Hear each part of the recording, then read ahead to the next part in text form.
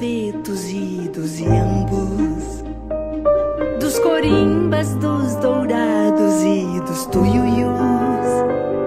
Nessas águas, nesse mundo onde tudo é danço uma flor tão solitária.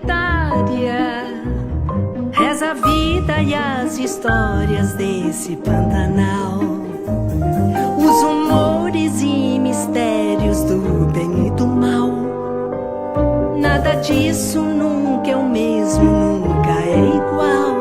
E é assim que a natureza traz um calor, o céu, o som, o cio, o amor, e verdes lagos de água a pés, acesos nessas águas irreais, que refletem a doçura desse pôr do sol.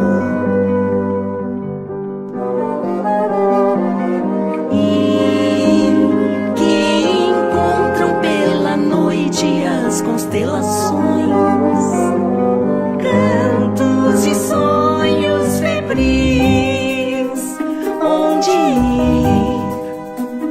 nessas matas alçam aves de puro carmim, nos corichos cruzam bichos, ansam sucuris, nessa terra de horizonte que não tem mais fim, não tem mais fim.